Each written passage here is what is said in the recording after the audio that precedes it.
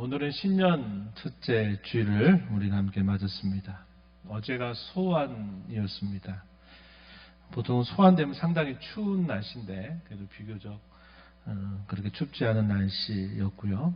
밤에 내린 비가 녹지 않은 채 영하의 날씨를 맞았습니다. 비교적 추운 날씨 가운데서 또 새 첫 주일을 주님 앞에 맞습니다. 오늘도 주님 앞에 나오신 여러분들 진심으로 환영하고 여러분의 이 발걸음이 또 한 해를 지나가는 동안에도 강건해지기를 진심으로 축복합니다. 새해를 맞으면서 새해 전망에 대하여 우리 모두가 관심을 가질 거예요. 코로나 3년 세월을 우리가 어렵게 보내왔습니다. 3년 이후에 경제적인 어려움을 우리가 겪고 있기 때문에 새해를 맞는 저와 여러분의 마음도 여러 가지 무거운 마음이 또 있으리라 하는 생각이 듭니다. 새 경제 성장률에 대해서 또 물가에 대해서 여러분들이 관심이 많을 거예요. 저도 이제 이렇게 보면서 한번 자료들을 보니까 우리나라 경제 성장률을 우리 2024년도를 내다보면서 작년보다는 조금 더 높아지겠다 이렇게 전문가들이 전망을 해주고 있습니다. 작년에가 1.3%였대요. 근데 이제 올해는 한 2%대 정도를 기대하고 있다 이렇게 말합니다. 그런데 사실은 2.0, 2%대 정도도 사실은 저성장이다 이렇게 말해요. 그래서 이 저성장이 여러 해 동안 계속이 되면 이게 고착화될 위험에 처할 수 있다 이렇게 우려하는 소리를 내고 있습니다. 물가 상승률 이렇게 안 해도 아마 시장에서 여러분들이 느끼셨던 그 체감은 상당히 컸던 지난해였을 것입니다. 예년에 비해서 조금 나아질 것이라고 전망을 합니다. 하지만 그 물가 상승이라는 건 계속 시간 속에서 상승하고 있기 때문에 우리가 살아가는 삶 속에 또 역시 이것이 적지 않은 영향을 끼치리라 생각이 됩니다. 조금 더 크게 볼 필요도 있을 것 같아요. 한 전문가는 이렇게 말합니다. 세계적인 전망에 대하여 또 우리나라의 전망에 대하여 이렇게 말합니다. 세계적으로는 지구 열대화의 심화로 인적인 경제적인 피해가 많이 악화될 것이다. 빈부의 격차는 더 커질 것 같다. 또 신종 감염병 위험이 발생할 수도 있고 전쟁과 강대국 간의 패권 다툼으로 인해서 세계 평화가 더 위협받을 수도 있을 것이다. 이렇게 또 전망을 합니다. 전 세계적으로도 많은 일자리들이 줄 것이다. 이런 어두운 전망을 하고 있습니다. 다음으로 우리나라가 당면하여 있는 여러 문제들, 우리가 서로 공감할 수 있는 문제들일 텐데요. 경제와 문화는 선진국의 반열에 올라서서 세계 여러 나라가 주목하고 있기는 하지만 정치적인 후진성에 따라서 우리나라가 여러 가지 어려움을 또 겪을 수 있다 이런 우려를 나타냅니다. 특별히 올해 4월 10일 날 치러지게 될 국회의원 선거 그로 인해서 또 국론들이 더 분열되지 않겠나 하는 이런 우려 깊은 소리를 내고 있고요. 우리가 잘 아는 바와 같이 OECD 국가들 가운데 출산율이 우리 대한민국이 가장 낮습니다. 근데 자살률은 가장 높다고 해요.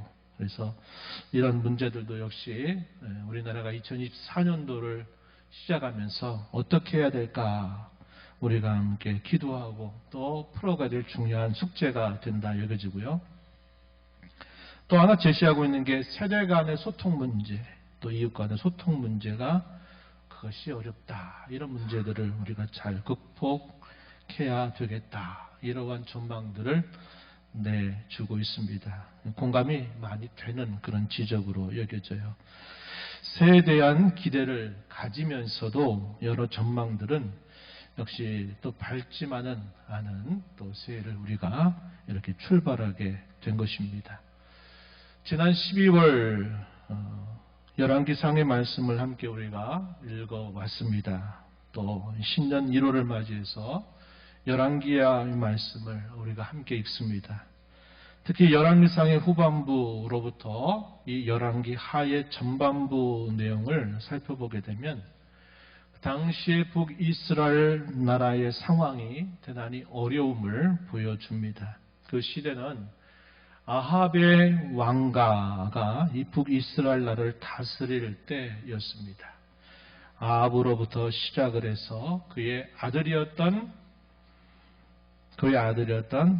아하시아 그리고 여호람 이렇게 다스리게 되는 이 시간 동안 북이스라엘은 대단히 어려운 때를 지나게 됨을 보여줍니다.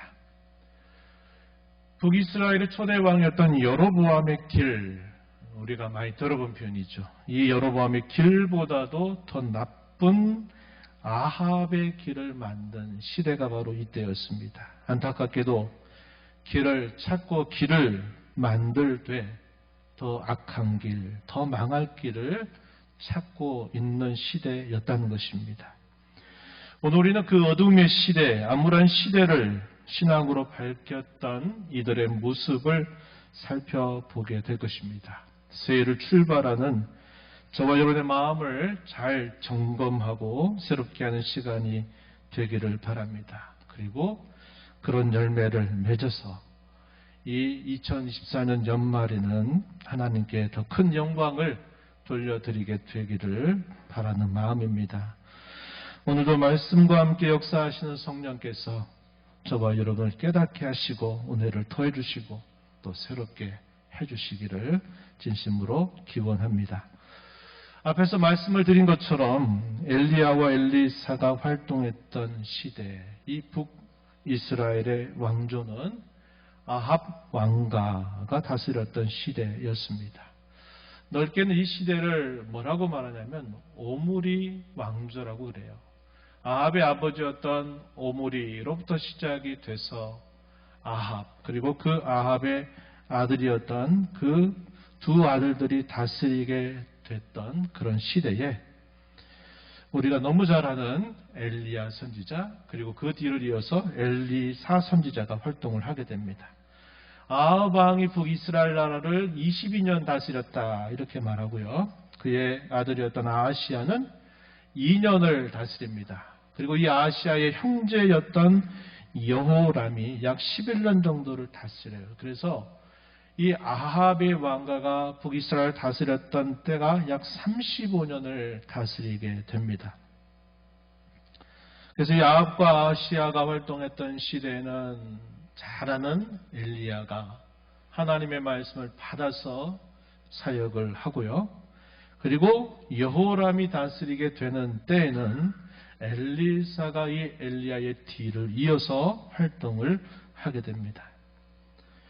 이 아합의 왕가들이 했던 일들에 대해서는 성경이 우리에게 명백하게 말해주기를 바알을 숭배하는 것을 이스라엘에 공식적으로 받아들이면서 하나님을 배격했습니다.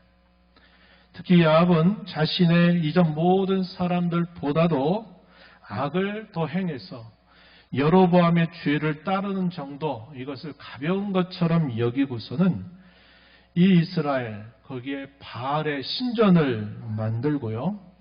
아세라 상을 만들므로 여호와 하나님을 심히도 진노하게 하였다고 성경이 말해줍니다. 그의 아들 아하시아는 이 여로보암의 길을 따르는 건 당연했고 또 그 아버지가 남겼던 아합의 길을 따르는 것과 그의 어머니 이세벨이 남겼던 그 이세벨의 길을 따랐다고 성경은 말해줍니다. 그의 형제였던 이 여호람 역시 마찬가지의 길로 북이스라엘 나라를 다스렸다 이렇게 말합니다. 그래서 이 아합 왕가가 다스렸던 이 35년 정도의 시간은 어떤 시간이냐? 국가적인 배교의 시대를 이루었다 이렇게 우리가 정리할 수 있습니다.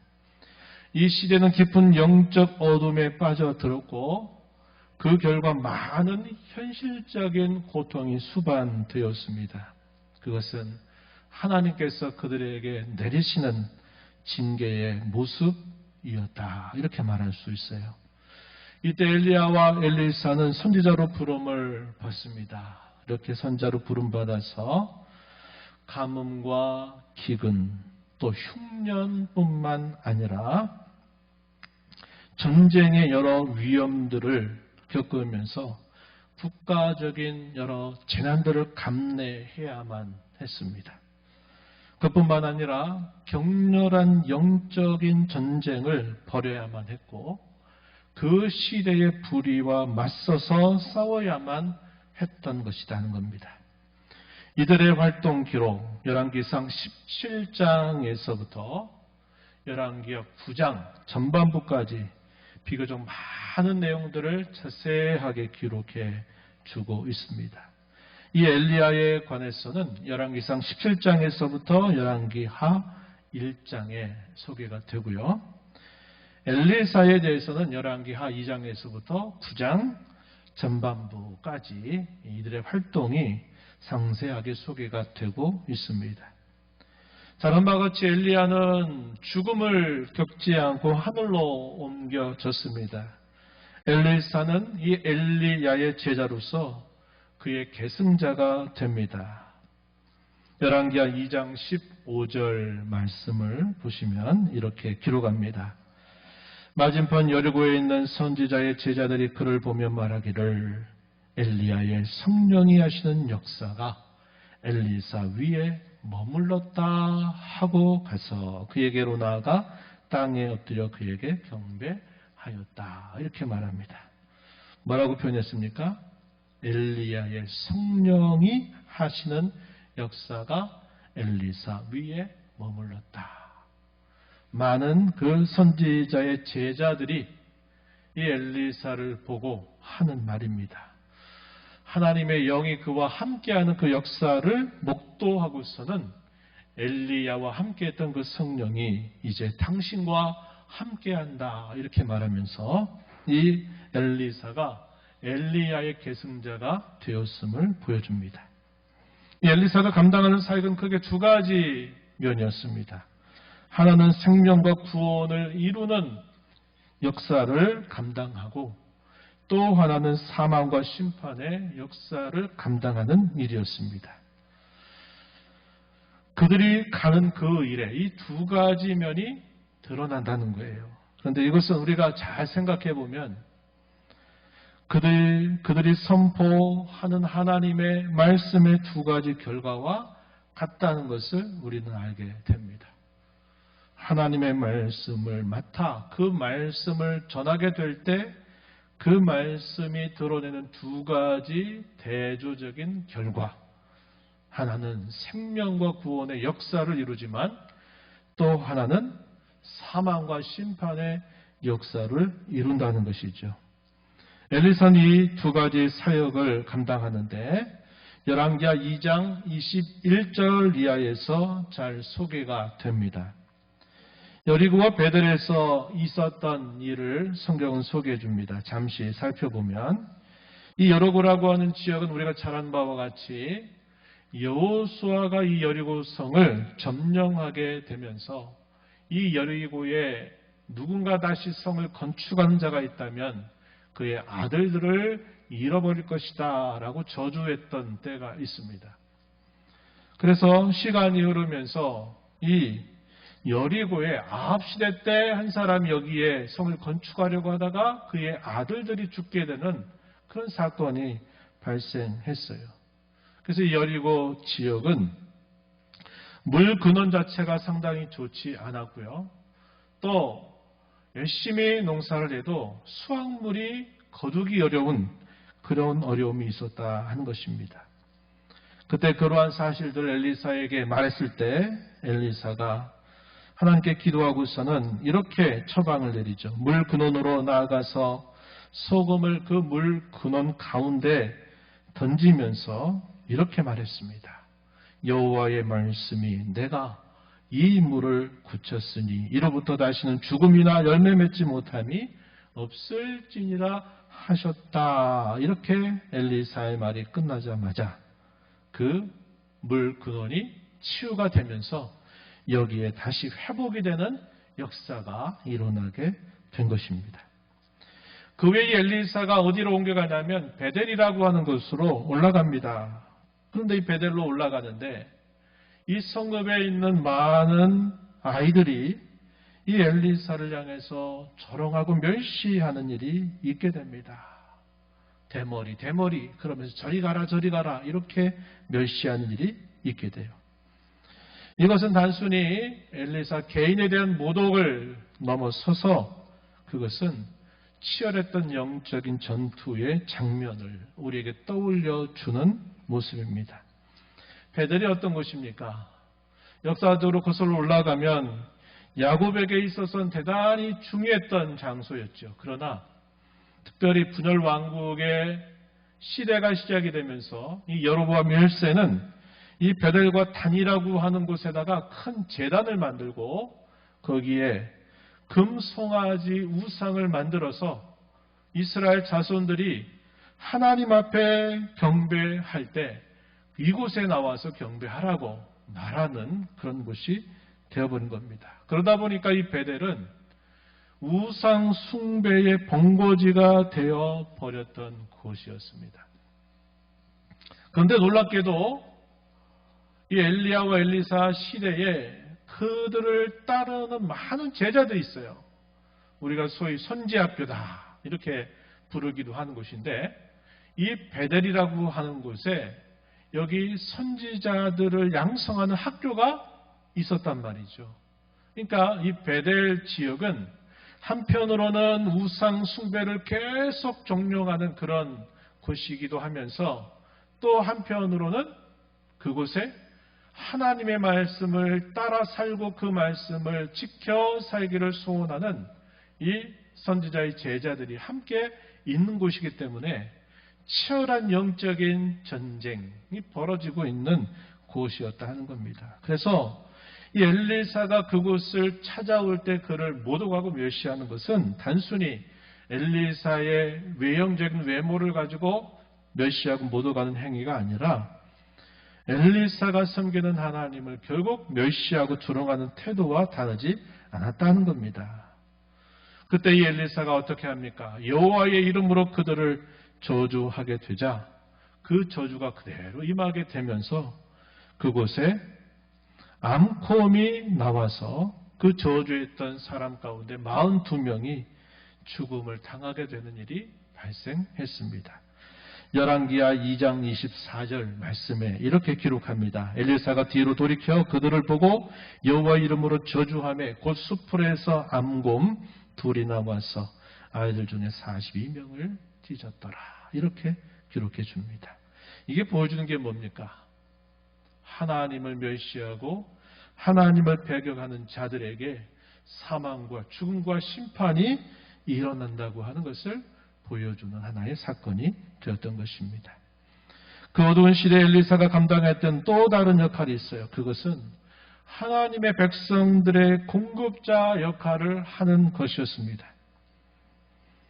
한때 이 선지자의 제자 가운데 제자가 죽게 되면서 그에게 남은 과부가 있는데 이 과부가 너무나 가난해서 먹을 것이 없을 때 이 여인의 기름 그릇을 채우게 하고서 이 엘리사의 기도를 통해서 그 기름 그릇을 가득 채우게 되는 그런 역사를 하나님의 엘리사를 통해서 이루어 주시게 됩니다. 이 내용은 열왕기하 4장 1절로 7절에 기록이 되고 있고요. 우리가 많이 들어본 수넴 여인 많이 들어봤죠? 이 수넴 여인은 엘리사를 얼마나 귀하게 여기고 그를 존중했는지 그가 지나가는 곳에 자기 집이 있을 때 자기의 집 위를 그가 쉴 수 있는 공간으로 그 집을 제공하고 그 집을 지나가게 될 때마다 정성스럽게 그를 영접하고 대접하는 일들을 쉬지 않는 겁니다. 그런데 그 여인에게는 자녀가 없었어요. 그런데 하나님이 이 엘리사를 통해서 그 여인에게 후손이을 자녀를 하나님이 낳게 해주시고 또 그 자녀가 자라다가 죽음을 맞게 되지만 그 죽음 속에서 또다시 엘리사를 통해서 그 죽은 아들을 되살리신 하나님의 역사를 이루어 주시는 겁니다. 그래서 그 영적으로 어둠의 시대에 수반되었던 많은 흉년, 기금, 굶주림, 많은 여러 어려움들 가운데서도 하나님께서는 자기 백성들을 이 선지자를 통해서 피로를 채워주시는 손길을 하나님이 행해 주셨음을 보여줍니다. 또 한때는 선지자의 제자가 이 선지학교를 확장하려고 뭔가 집을 더 확장하려고 도끼를 빌려가지고 그것을 하고 있던 중에 이 도끼머리가 빠져버렸어요. 물에 빠져버리게 됩니다. 그럴 때 또 어떻게 하냐면 이 엘리사를 통해서 그 잃어버린 도끼를 다시 찾게 하는 그런 기적도 하나님이 선지자를 통해서 행해 주세요. 이런 성경에 기록되고 있는 이런 많은 예들이 보여주는 것이 결국 뭐냐면 자기 백성들이 그 어렵고 공공하고 힘겨운 때라 하더라도 하나님은 그 선지자를 통해서 그 백성들의 피로를 채우시고 공급하시는 일들을 하나님이 이루어 주심을 보여주는 것이죠. 한 가지를 더 소개하자면 이 선지자는 이스라엘의 수호자 역할을 감당했다고 하는 겁니다.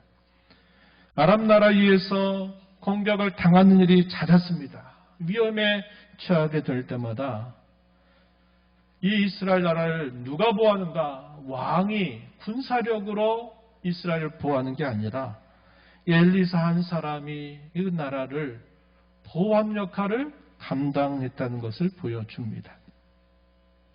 아람 나라가 침공을 할 때마다 이상하게 꼭 침공을 해서 들어가려고 하면 이스라엘 군사들이 그 길목을 딱 지키고 있는 거예요. 여러 차례 이런 시도를 해보는데 그 시도가 계속 막혀요. 그러니까 이 아람 나라의 왕이 생각하기를 야, 우리 가운데 누구 스파이가 있구나. 밀고자가 있구나.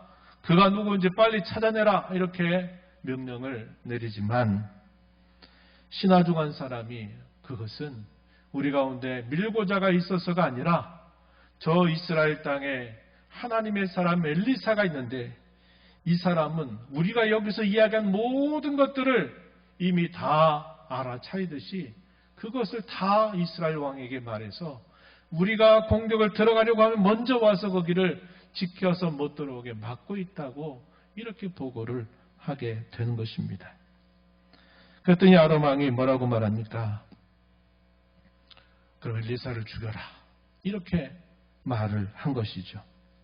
열왕기하 6장 12절부터 14절 우리가 이건 본문 조금 앞에 보면 이렇게 신하가 아람 왕에게 말합니다. 그 신복 중에 한 사람이 이르되 우리 주 왕이여 아니로소이다. 오직 이스라엘 선지자 엘리사가 왕의 침실에서 하신 말씀을 이스라엘의 왕에게 고하나이다. 왕이 이르되 너희는 가서 엘리사가 어디 있나 보라. 내가 사람을 보내어 그를 잡으리라. 왕에게 아뢰어 이르되 보라 그가 도단에 있도다 하나이다. 왕이 이에 말과 병거와 많은 군사를 보내매 그들이 밤에 가서 그 성읍을 에워쌌더라. 그 성읍이 어디입니까? 도단에 있는 성읍이에요. 거기 누가 있습니까? 엘리사가 거기 있는 거예요. 이 엘리사 한 사람 잡으면 이제 우리가 이스라엘 땅을 삼킬 수 있겠다 이런 생각을 했던 것입니다. 이 엘리사가 그런 역할을 했던 것은 그의 앞선 선생이었던 엘리야가 감당했던 일이기도 했습니다. 엘리사는 이 엘리야를 두고 뭐라고 말했냐면 이렇게 말했어요. 이스라엘의 병거와 그 마병 이렇게 엘리야를 부르곤 했습니다. 열왕기하 2장 12절 말씀에 보시면은 이렇게 표현되어 있어요. 엘리사가 보고 소리 지르되 내 아버지여 내 아버지여 이스라엘의 병거와 그 마병이여 하더니 다시 보이지 아니하는지라. 무슨 이야기냐면 엘리야가 마침내 승천하게 되는 그 상황 속에서 이 엘리사가 엘리야를 두고 한 말입니다. 내 아버지여 내 아버지여 이스라엘의 병거와 그 마병이여. 이스라엘의 병거와 마병을 누구로 부른 겁니까? 엘리야로 부른 거예요. 그 어둡고 힘겨웠던 그 시대에 하나님은 엘리야를 세워서 그 엘리야를 통해서 그 민족의 운명을 그에게 맡기신 것과 같은 역할을 그가 감당했던 것인데, 이 엘리야가 떠나가니까 하나님께서 이 엘리사를 통해서 그 어려웠던 시대에 하나님의 백성들의 수호자로 이 엘리사를 세워 사용하셨던 것을 우리가 보게 되는 것입니다. 빛은 어둠을 이깁니다. 당시 짙은 어둠을 탄식하며 자기 혼자밖에 없다고 부르짖었던 엘리야에게 하나님께서는 바알에게 무릎을 꿇지 않는 7,000명을 남겨두었다고 하나님은 응답하셨습니다. 열왕기상 19장 18절 말씀입니다. 그러나 내가 이스라엘 가운데 7,000명을 남기리니 다 바알에게 무릎을 꿇지 아니하고 다 바알에게 입맞추지 아니한 자니라. 이렇게 말씀합니다. 엘리야는 처절하리만큼 외로웠어요. 왜? 아까 말했듯이 국가적인 배교의 시대입니다. 하나님을 섬긴다 말하는 그 백성들이 이루는 나라가 한 왕가의 몇 사람에 의해서 그 나라 전체가 하나님을 배교하고 배격하는 그런 시대에 있었던 거죠. 이스라엘 백성들의 분별력도 무뎌지고 사라져버렸습니다. 누가 창신인들을 분간하지 못하는 때가 되어버린 겁니다. 그럴 때 엘리야가 부르짖는 거예요. 하나님을 참되게 섬기는 사람이 왜 없습니까? 하나님, 왜 저밖에 없습니까? 라고 이렇게 하나님 앞에 탄식하고 부르짖었더니 하나님께서 아니야. 너 혼자 있는 거 아니야. 내가 7,000명을 내가 남겨두었어. 네 눈에 보이지 않을 뿐이야. 라고 말씀하면서 엘리야를 격려하셨던 하나님의 음성을 우리는 기억합니다. 하나님은 암울한 시대를 밝히는 이들을 남겨두셨습니다. 우리는 그런 대표적인 인물들을 만날 수 있습니다. 무엇보다도 우리가 살펴본 것처럼 엘리야와 엘리사는 그 시대의 영적인 지도자이면서 영적인 분별력을 가진 이들로서 때로는 그 백성들의 필요를 공급해주는 공급자 역할도 하고, 때로는 그 민족이 위기에 처할 때 그 위기로부터 수호하고 지켜준 역할을 감당하면서 당시 하나님의 백성들을 이끌었던 인물들이죠. 그들뿐만이 아닙니다. 엘리야가 있던 시절에는 성경은 오바댜라고 하는 인물 들어보셨죠? 나봇이라고 하는 이들과 같은 사람들을 함께 두어서 이들도 그 시대의 어둠을 밝히는 역할을 감당케 하셨습니다. 오바댜 어떤 인물입니까? 오바댜는 당시의 아하방, 불의한 군주였던 이 아하방 아래에서 왕궁 관리를 맡은 높은 지위를 가지고 있는 사람이었습니다. 그럼에도 불구하고 그는 그런 지위를 이용해서 어떻게 되냐? 당시에 고난받고 먹을 것이 떨어져 있는 하나님의 사람들, 선지자들을 보호하고 그들의 먹을 양식을 책임지는 역할을 감당했던 것입니다. 불의의 군주 아래서 높은 지위에 있으면서도 거기에 함께 동조하는 게 아니라 의의를 행하면서 그 시대의 어둠을 밝혔던 인물이죠. 열왕기상 18장 3절과 4절 말씀에 이렇게 기록합니다. 아합이 왕궁 맡은 자 오바댜를 불렀으니 이 오바댜는 여호와를 지극히 경외하는 자라. 이세벨이 여호와의 선지자들을 멸할 때 오바댜가 선지자 100명을 가지고 50명씩 굴에 숨기고 떡과 물을 먹였더라. 이 발각되면 어떻게 될까요? 죽음이죠, 죽음. 자기의 군주 아합과 이세벨은 선지자들 잡아 죽이겠다고 혈안이 돼가지고 어떻게든지 죽이려고 하고 있는데, 그 밑에 있는 왕궁 관리를 맡은 신하 이 오바댜는 그들에게 생명을 보존하고 먹을 양식을 공급하는 일을 한 겁니다. 죽음을 무릅쓰고 그 일을 행했던 것이죠. 또한 나봇이라고 하는 인물, 이 나봇은 아합 왕의 탐심과 부당한 요구에 대해서 그는 단호하게 거절합니다. 하나님의 말씀을 따릅니다. 그러다가 의로운 죽음으로 그의 인생이 끝나버리는 그런 최후를 맞게 됩니다. 눈에 큰 권력과 힘을 가진 당시의 왕 아합보다도 보이지 않는 참되신 하늘의 군주, 참되신 하나님을 자신의 왕으로 따르다가 죽음을 맞았던 인물이죠. 열왕기상 21장 3절과 4절 말씀에 이렇게 기록합니다. 나봇이 아합에게 말하되 내 조상의 유산을 왕에게 주기를 여호와께서 금하실지로다 하니 이스라엘 사람 나봇이 아합에게 대답하여 이르기를 내 조상의 유산을 왕께 줄 수 없다 하므로 아합이 근심하고 답답하여 왕궁으로 돌아와 침상에 누워 얼굴을 돌리고 식사를 아니했다 이렇게 말합니다. 아합도 대단히 소심한 사람이었음을 보게 되죠. 그랬더니 이세벨이 아니 왕께서 지금 뭐 하는 겁니까? 그 나봇이 소유하고 있는 포도원 하나 그거 못 뺏어가지고 왕이 이렇게 먹지도 않고 이렇게 근심하고 이렇게 하고 있습니까? 내가 다 알아서 할 테니 걱정하지 마소서. 그런 다음에 이세벨이 어떻게 합니까? 그 성읍의 장로와 거짓된 증인들을 앞세우고 왕과 하나님을 저주했다. 저 나봇이라는 사람이 왕과 하나님을 저주했다. 왕과 하나님을 저주하면 율법에 따르면 어떻게 됩니까? 돌에 쳐 죽여야 돼요.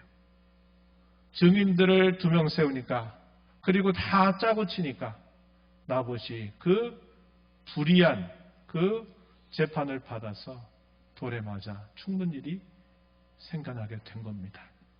그의 죽음은 너무나 짧게 끝나버린 삶처럼 보일지 모르나 하나님 앞에 그의 죽음은 참으로 값진 죽음이었음을 성경은 말해주고 있는 겁니다. 또 있어요. 엘리사가 활동할 때는 우리가 조금 전에 살펴봤던 수넴 여인, 그 여인은 그 어두웠던 시대에 하나님의 말씀을 맡아 가르치고 전하는 그 선지자를 극진하게 대접하고 영접하면서 그 선지자의 일을 감당하도록 도와줬던 인물로서 잘 알려져 있는 이름이죠. 그리고 그 시대에 또 그 선지자의 제자들로 살았던 많은 사람들이 또 있었습니다. 어두웠던 시대임에도 불구하고 선지자의 제자들이 함께 공동체를 이루면서 그 선지자의 뒤를 따랐던 것 역시 그 어두웠던 시대를 밝히는 등불로서 그들이 살았던 것을 우리는 알게 되는 겁니다. 지금까지 우리가 살필 말씀을 가지고 새해를 출발하는 저와 여러분에게 적용해 보십시다. 전 3가지 여러분과 나누고 싶어요. 첫 번째는 새해를 맞는 우리 마음을 점검하고 새롭게 하자는 것입니다. 2024년 새해를 출발하며 1년 동안 저와 여러분에게 무슨 일이 기다리고 있을지 알지 못합니다. 우리가 1년을 살아가면서 우리가 어떠한 일을 만나게 될지 우리는 아무도 알지 못합니다. 미래에 대한 2가지 마음이 교차합니다. 하나는 불안한 마음. 어떻게 될까? 제가 초두에 2024년도에 대한 새해 전망, 제가 객관적인 자료들을 가지고 몇 가지 여러분들에게 소개를 해드렸어요.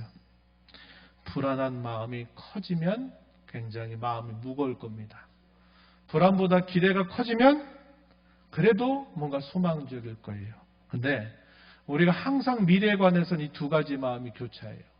어떤 사람에게 불안이 더 커지면 그 사람은 그 새해를 맞는 마음이 무거웠고 또 올 한 해가 염려되고 불안한 마음을 가지고 또 한 해를 살아가게 될 거예요.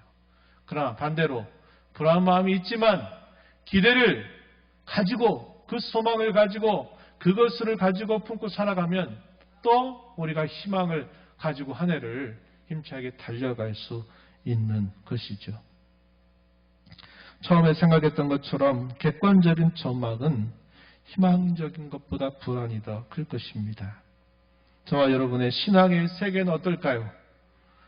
갈수록 희망적이고 갈수록 밝아질까요? 그렇지 않아 보인다 이 말입니다. 그게 사실이죠. 지금까지 저희가 살펴봤던 엘리야와 엘리사가 활동했던 그 시대, 그 암울한 시대를 밝혔던 신실한 이들의 모습을 본보기로 삼자는 거예요. 혹은 이제 출발은 저와 여러분이 예방주사를 맞자는 거예요. 아무리 시대가 어려워도 하나님은 신실한 자들을 남겨두어서 하나님 그분의 역사를 계속 이루어 가신다는 것을 성경 우리에게 밝히 보여주고 있는 것입니다. 그러하기에 우리의 전망이 아무리 객관적으로 어둡고 우리의 신학의 세계가 갈수록 어두워 보이는 현실이 우리에게 기다린다 할지라도 우리는 신실한 자들로 마치 남아있는 7,000명과 같이 우리가 하나님의 앞에서 이 시대를 등불처럼 작은 빛처럼 살아가자고 하는 것이죠. 그런 마음을 가지고 새해를 출발하자고 하는 것입니다. 두 번째, 임마누엘의 확신, 즉 하나님께서 언제나 우리와 함께 하신다고 하는 확신을 갖고 새해를 출발하자고 하는 겁니다.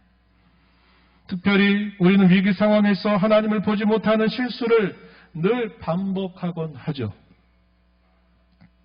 마치 오늘 우리가 읽은 본문의 말씀이 떠오르는 겁니다.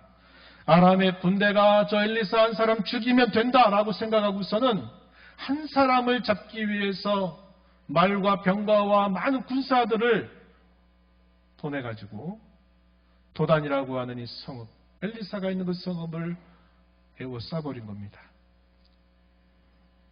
그랬더니 이 엘리사의 사환이 그 상황을 보고서 두려워 떨면서 큰일 났습니다. 큰일 났습니다. 지금 이 성읍 전체를 이 아람의 군사들이 다 둘러싸고 에워싸고 있습니다. 어찌합니까? 이렇게 아뢰는 거예요. 오늘 본문의 말씀을 한번 보세요. 열왕기하 6장 15절부터 17절 말씀. 우리 함께 다시 한번 함께 읽어보겠습니다. 하나님의 사람의 사환이 일찍이 일어나서 나가보니 군사와 말과 병거가 성읍을 에워쌌는지라. 그의 사환이 엘리사에게 말하되 내 주여 우리가 어찌하리까 하니 대답하되 두려워하지 말라. 우리와 함께한 자가 그들과 함께한 자보다 많으니라 하고 기도하여 이르되 여호와여 원하건대 그의 눈을 열어서 보게 하옵소서 하니 여호와께서 그 청년의 눈을 여심해 그가 보니 불말과 불병거가 산에 가득하여 엘리사를 둘렀더라. 아멘. 뭐라고 말씀합니까? 눈에 보이는 것은 군사들, 빽빽한 군사들이 에워싸서 이제는 죽음밖에 아무런 소망이 없다고 두려워 떨고 있는 사환에게 엘리사는 말합니다. 그의 눈을 열어달라고 기도하기 전에 말하죠. 그와 함께한 그 많은 군사보다도 우리와 함께한 이들이 훨씬 많다. 이렇게 말합니다. 그리고 기도하기를 하나님이여 이 아이의 눈을 열어서 보게 해달라고 기도해서 그 눈을 열어보니까 그렇습니다. 이 엘리사를 지키기 위해서 하나님은 그의 부들레들을 대동해서 이 엘리사를 지키고 있는 것을 보게 한 것입니다. 우리가 이런 시각이 필요한 거예요. 우리는 본성상 우리 앞에 어두운 그림자가 드려져 있고 어려움을 겪게 되면 우리의 마음은 좁아지고 우리는 그 상황 때문에 우리의 신앙의 모든 것들이 다 사라져버린 같은 경험을 하게 되곤 하지만 기억해야 합니다. 하나님은 언제나 우리와 함께 하신다고 하는 사실을, 우리가 어려움 가운데 처해졌을 때는 더 가까이에서 우리를 도우시려고 우리의 곁에 계시다고 하는 사실들을 우리는 확신해야만 한다는 것입니다. 하나님 언제나 우리와 함께 하시되 우리가 어려울수록 어두울수록 더 가까이에서 하나님 우리를 돌봐주신다는 사실을 우리는 굳게 확신하고 신뢰하여야 합니다. 우리 하나님 어려울수록 더 도와주시는 분이세요. 우리가 어려움에 처하지 않을 때는 어떻게 도와줄까요? 상식적인 선에서 우리를 도와줄 겁니다. 상식적으로 누가 볼 때도 이렇게 먹고 이렇게 살아가고 이렇게 보호를 받는구나. 병원을 통해서 혹은 우리가 일하는 일터를 통해서 우리의 필요한 것들을 공급받아 살 수 있어요. 그러나 어려움의 때, 궁핍의 때, 특별히 더 어두운 시대 때에는 그런 상식으로는 이해가 될 수 없는 일들이 일어나게도 하신다는 거예요. 그게 뭡니까? 기적 같은 일을 하나님이 이루어주신다는 거예요. 제가 몇 가지 소개했잖아요. 엘리사를 통해서 잃어버린 토끼를 다시 떠오르게 하신 사실, 또 먹을 양식은 정해져 있는데 그 양식보다 더 많은 것들을 하나님이 만들어서 그들을 먹이시는 일들, 하나님이 자기 백성에게 공급하시는 그 일은 상식적으로 이해가 안 될 때는 그 상식을 뛰어넘어서 기적을 베푸셔서라도 하나님은 자기 백성들을 돌보아 주신다는 것을 보여주는 겁니다. 이 안에 우리가 그런 확신 가지고 출발하자고 하는 거예요. 마지막으로 암울한 시대를 밝히는 이들의 모습을 우리는 되새기면서 새해를 이렇게 살아가자고 권면합니다. 영적인 분별력을 가지고 상황과 형편 때문에 두려워하거나 낙심하지 말고, 또 상황과 형편을 핑계대면서 나는 못하겠다고 안 되겠다고 라고 하지 말고, 하나님의 말씀이 주어지면 그 말씀대로 순종하기를 다짐하고 힘써 살아가자고 하는 겁니다. 이러한 예는 선지자를 통해서, 또 오바댜를 통해서, 나봇을 통해서, 또 많은 그런 남겨진 그 신앙적인 신실한 자들을 통해서 우리에게 보여주고 있는 우리 믿음으로 살아가는 길임을 깨우쳐 주고 있는 것입니다. 그럼 하나님께서 어떻게 하실까요? 하나님이 예전 그들을 사용하셨던 것처럼 저와 여러분을 사용하셔서 어둠을 밝히고 구원과 생명의 역사를 이루어 가실 것입니다. 이러한 다짐을 가지고 새 출발하는 저와 여러분 되기를 진심으로 바랍니다.